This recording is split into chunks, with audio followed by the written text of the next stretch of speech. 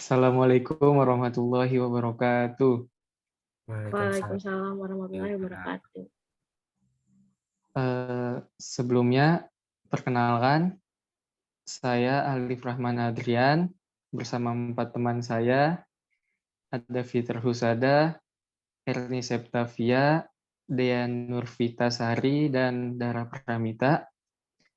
Kita dari kelompok 1 mata kuliah dasar pemrograman ingin menyampaikan presentasi tentang program OOP sederhana. Untuk mempersingkat waktu, langsung saja masuk ke pemrogramannya yang akan dipimpin oleh Dara.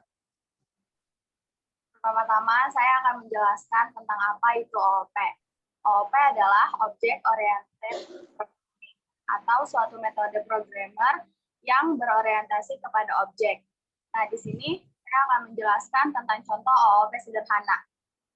Bisa dilihat di layar berikut di line ke-10, yaitu kelas.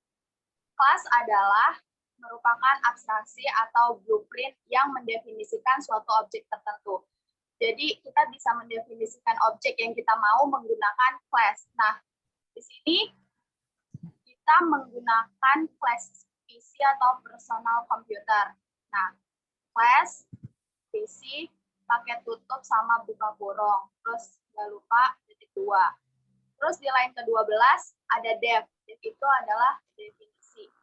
Terus init. Di sebelum init itu ada double underscore dan sesudahnya juga ada double underscore. Nah, metode init ini adalah metode konstruktor, yaitu metode khusus yang digunakan Python untuk menganalisiskan pembuatan objek dari kelas tersebut. Jadi init itu metode buat mendefinisikan si kelas yang sebelumnya. Nah, di sini def double underscore init double underscore sesudah init. Buka kurung, ada self, input CPU, input RAM, input GPU, terus koma input SSD, koma input HDD. Selanjutnya akan dijelaskan sama Dea. Untuk Dea, waktu dan tempat dipersilakan. Selanjutnya ada self.cpu, self.ram, self.gpu, SSD, dan HDD. Self ini tuh fungsinya kayak untuk menentukan nilai awal dari atribut tersebut. Selanjutnya akan dijelaskan oleh Erni. Untuk Erni, silakan.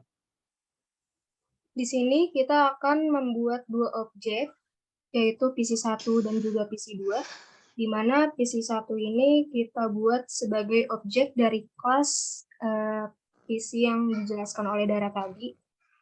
Di dalam PC ini kita bisa isi nilainya, jadi AMD. Misalkan di AMD ini yang ada di PC1 itu akan masuk ke dalam self CPU, dan yang angka 4 ini dia akan masuk ke dalam self RAM.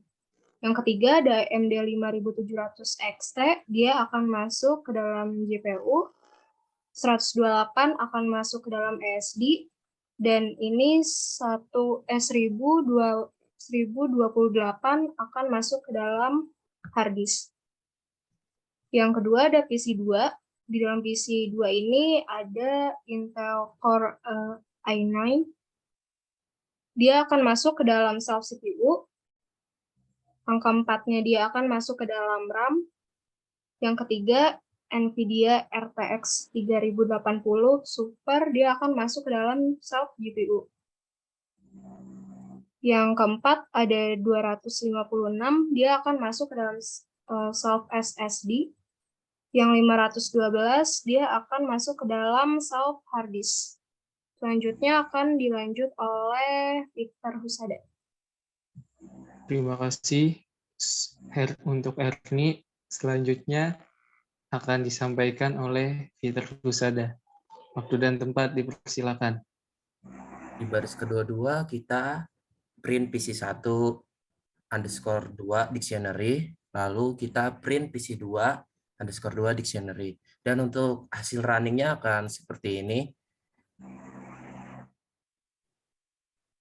Hasil runningnya di PC1, CPU sama dengan AMD Ryzen 9, RAM sama dengan 4, GPU AMD 5700 XT, dan untuk SSD 128, untuk HDD 1028